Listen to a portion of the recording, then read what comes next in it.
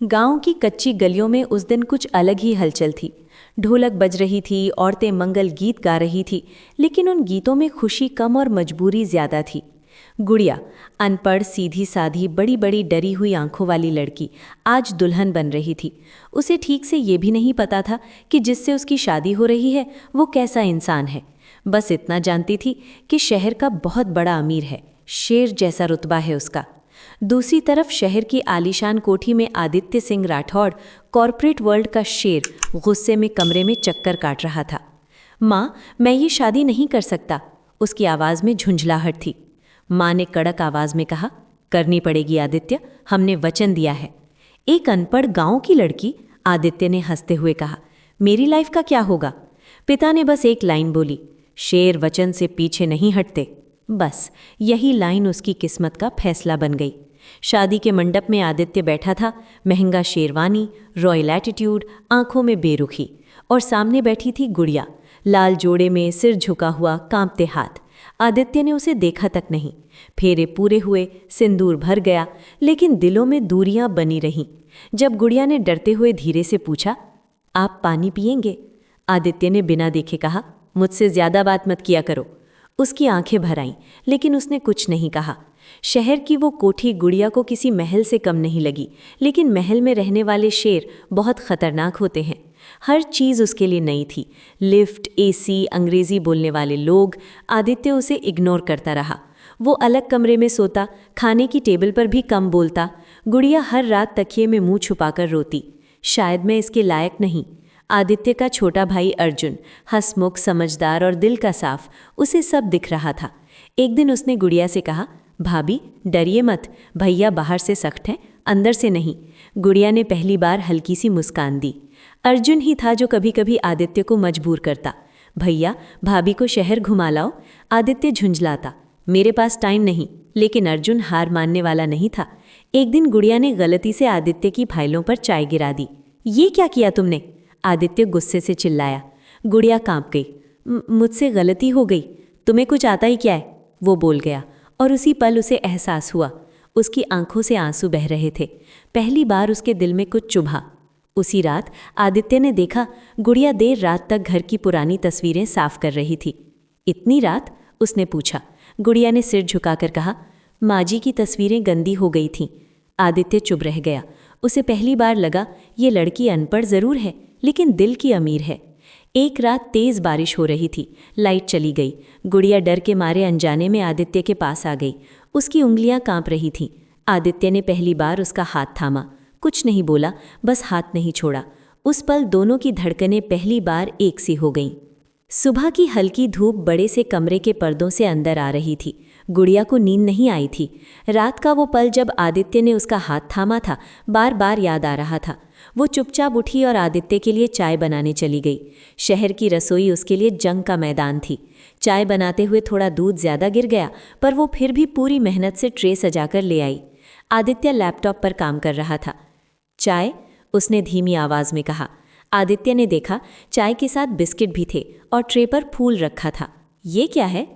Mall की चमक गुड़िया को डरा रही थी। वो आदित्य का कोट कसकर पकड़े हुए थी। छोड़ो, आदित्य ने कहा, सब देख रहे हैं। मुझे डर लग रहा है। गुड़िया की आवाज़ कांप रही थी। आदित्य झुंझलाया, गांव नहीं है ये। बस यही लाइन आग बन गई। गुड़िया की आंखें भर आईं। मुझे पता है मैं गांव की हूँ, पर दिल से बुरी नहीं हूँ। वो पहली बार उसके सामने रो पड़ी। आदित्य चुप हो गया। लोगों की भीड़ में उसने धीरे से कहा, मैं ऐसा नहीं कहना चाहता था। घर लौटते वक्त गुड़िया का पैर फिसल गया। आदित्य ने तुरंत उसे अपनी बाहों में थाम लिया। वो पल कुछ सेकंड का था, पर दोनों के लिए बहुत भारी। गुड़िया की सांस उसके सीने से टकरा रही थी। आदित्य ने खुद को संभाला। संभल कर चलो। उसकी आवाज़ पहली बार नर्म थी। उस रात बारिश फिर हुई। गुड़िया डर के मारे खिड़की बंद नहीं कर पा रही थी। आदित्य आया। हटो, उसने कहा और खिड़की बंद की। पास से गुजरते वक्त उसकी उंगलियां गुड़िया के हाथ से टकराईं। दोनों ठिठक गए। आदित्य ने धीरे से कहा, डर लग रहा है? गुड़िया ने सिर हिला दिया। उसने लाइट बंद की और बेड के दूसरे कोने पर बैठ गया। कोई शब्द नहीं, बस एक खामोशी जो अब सुकून देने लगी थी। आदित्य की माँ सब देख रही थी। शेर अब झुक रहा है, उन्होंने खुद से कहा, लेकिन समाज की बातें अभी शुरू नहीं हुई थीं। अगले दिन गुड़िया ने कहा, मैं पढ़ना सीखना चाहती हूँ। आदित्य चौंका। क्यों? ताकि आपके साथ चल सकूं, उसने शर्माते हुए कहा। आदित्य ने पहली बार मुस्कुराने की कोशिश की। रात को आदित्य देर तक सो नहीं पाया। उसे गुड़िया की सादगी, मेहनत, आंसू सब याद आ रहा था। शायद, उसने खुद से कहा, मैं गलत था। सुबह का वक्त था। डाइनिंग टेबल पर गुड़िया स्लेट और पेंसिल लेकर बैठी थी। आदित्य सामने से निकल रहा था। ये क्या है? उसने पूछा। गुड़िया घबरा गई। मैं पढ़ना सीख रही हूँ। किससे? देवर जी ने कहा था टीचर बुला देंगे। आदित्य कुछ सेकंड चुप रहा, फिर बोला, घर की इज्जत का ध्यान रखना। गुड़िया ने सिर झुका लिया। लेकिन उसी शाम घर में एक मैडम आ गई। अर्जुन मुस्कुरा रहा था। आदित्य ने बिना देखे कहा, अब शुरू कर दो। गुड़िया की आंखें भर आईं। वो समझ गई, शेर ने इजाज़त दे दी है। अब आदित्य हर रात पूछता, आज क्या पढ़ा? गुड़िया धीरे धीरे नाम लिखना सीख रही थी। एक रात उसने कांपते हाथों से कागज़ पर लिखा, आदित्य। वो कागज़ उसके सामने रख दिया। आदित्य ने देखा और कुछ सेकंड कुछ नहीं बोला, फिर बोला, ठीक है।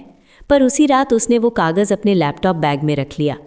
एक पार्टी में आदित्य गुड़िया को साथ ले गया। महंगे कपड़े, अंग्रेजी बोलने वाली औरतें। पीछे से आवाज़ आई, ये आपकी वाइफ है? गांव से? गुड़िया ने सब सुन लिया। उसने आदित्य का हाथ धीरे से छोड़ दिया। आप अकेले जाइए, वो बोली। वो रुक गया। सबके सामने उसने गुड़िया का हाथ फिर से पकड़ लिया। ये मेरी पत्नी है। उसकी आवाज़ सख्त थी, और मुझे उस पर गर्व है। गुड़िया की आंखों से आंसू गिर पड़े। घर लौटते ही गुड़िया फूट पड़ी, आप मुझे वहाँ क्यों लाए? सब हंस रहे थे। आदित्य भी गुस्से में था। तो क्या छुपा कर रखूं तुम्हें? मैं शर्म हूं आपके लिए? उसकी आवाज़ कांप रही थी। बस यही बात बढ़ गई। तुम समझती क्यों नहीं? आदित्य चिल्ला पड़ा। गुड़िया चुप हो गई, और चुप्पी उसके गुस्से से ज़्यादा भारी थी। रात को गुड़िया ने खाना नहीं खाया। आदित्य को नींद नहीं आई। आखिर वो कमरे में आया। खाना खा लो, धीमी आवाज़ में बोला। गुड़िया ने मुंह फेर लिया।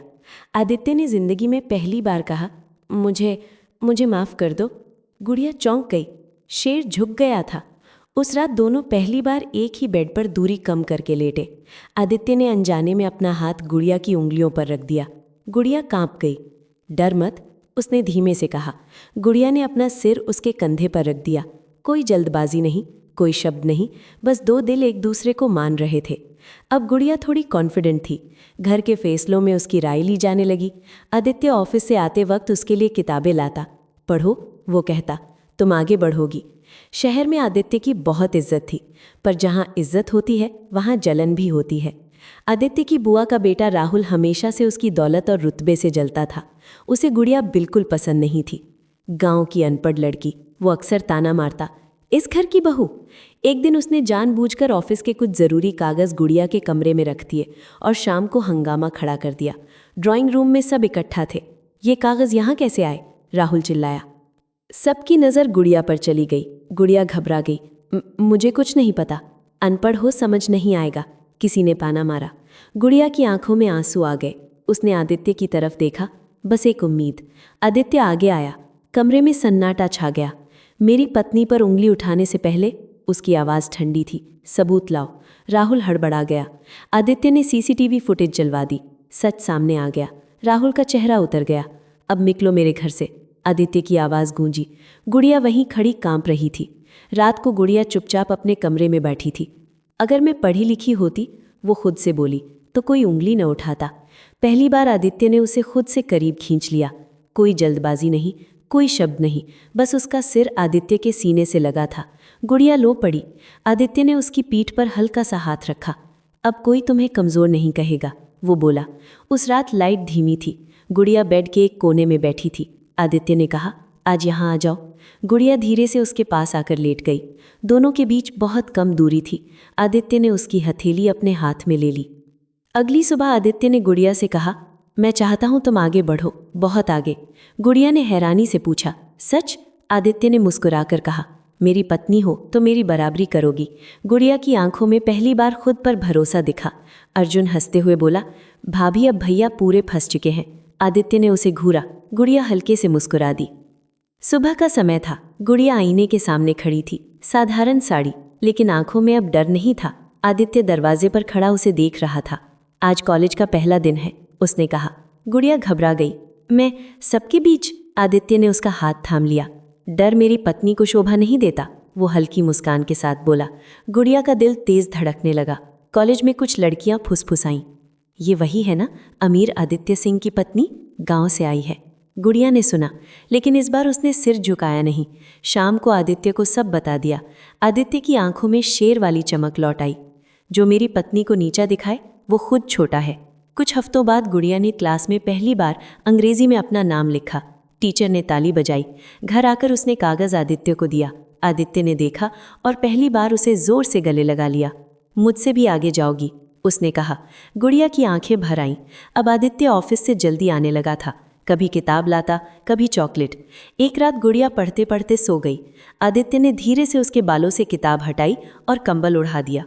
कितनी बदल गई हो, वो खुद से बोला। एक दिन गुड़िया ने कहा, आप हर बात में मेरी मदद क्यों करते हैं? आदित्य मुस्कुराया। अब पूछने लगी हो? पहले तो आप मुझे पसंद नहीं करते थे। आदित्य पास आया। शेर को अपनी ताकत पहचानने में वक्त लगता है, वो बोला। गुड़िया शर्मा गई। उस रात कमरे में हल्की रोशनी थी। गुड़िया खिड़की के पास खड़ी थी।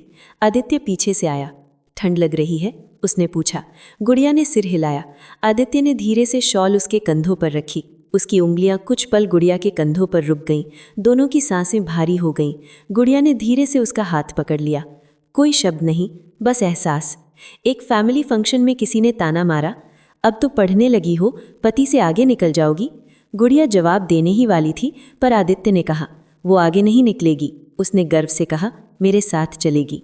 पूरा हॉल चुप हो गया। गुड़िया की आंखों में आंसू थे, खुशी के। अर्जुन ने हंसते हुए कहा, भाभी, भैया अब पूरे पति बन चुके हैं।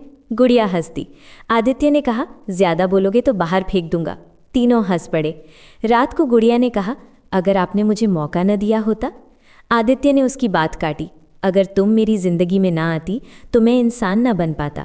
गुड़िया ने अपना सिर उसके सीने पर रख दिया। अब ये शादी मजबूरी नहीं थी। ऑडिटोरियम खचाखच भरा हुआ था। Black gown, cap. स्टेज पर नाम अनाउंस हो रहा था, मिसेस गुड़िया सिंह राठौर। पूरा हॉल तालियों से गूंज उठा। गुड़िया के हाथ कांप रहे थे जब उसने डिग्री ली। नीचे पहली रो में आदित्य खड़ा था। उसकी आंखों में गर्व था और कुछ नमी भी। वो शेर आज सबसे ज्यादा झुका हुआ था। स्टेज से उतरते ही गुड़िया ने आदित्य को देखा। भीड़ की परवाह किए बिना आदित्य आगे आया। सबके सामने उसने गुड़िया का हाथ पकड़ा। गुड़िया की आंखें भर आईं। रात को कमरा हल्की पीली रोशनी में डूबा था। ग्रेजुएशन की साड़ी अब भी गुड़िया ने पहनी हुई थी। आदित्य दरवाज़ा बंद करके धीरे से उसकी तरफ आया। आज मुझसे डर नहीं लगता? उसने पूछा। गुड़िया ने सिर हिलाया। अब आप मेरे पति नहीं, वो हल्की मुस्कान के साथ बोली, मेरा भरोसा है। आदित्य ने धीरे से उसकी कमर पर हाथ रखा।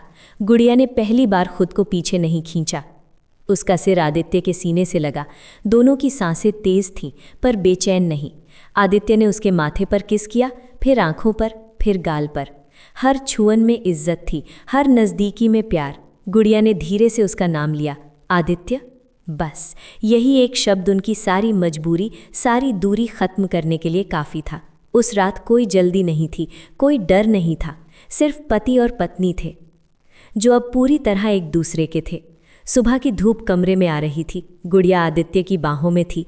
उसके चेहरे पर शांति थी। आदित्य ने उसकी पेशानी को छुआ। मिसेस ग्रेजुएट, वो मुस्कुराया। गुड़िया ने आंखें खोली। मिस्टर फर्स्ट हस्बैंड, वो हंसती। एक फंक्शन में वही लोग थे जो कभी ताने मारते थे, अब वही कह रहे थे, बहू हो तो ऐसी। आदित्य ने गुड़िया का हाथ पकड़कर कहा, ये मेरी किस्मत है और मेरी ताकत भी। अर्जुन ने ताली बजाई। भैया, जबरदस्ती की शादी लाइफ टाइम इन्वेस्टमेंट निकली। गुड़िया हंस पड़ी। आदित्य ने कहा, सबसे महंगी भी, सबसे कीमती भी। रात फिर से वही कमरा, पर अब हवा में सिर्फ शांति नहीं, चाहत थी। गुड़िया खिड़की के पास खड़ी थी। हल्की हवा उसकी साड़ी के पल्लू को छू रही थी।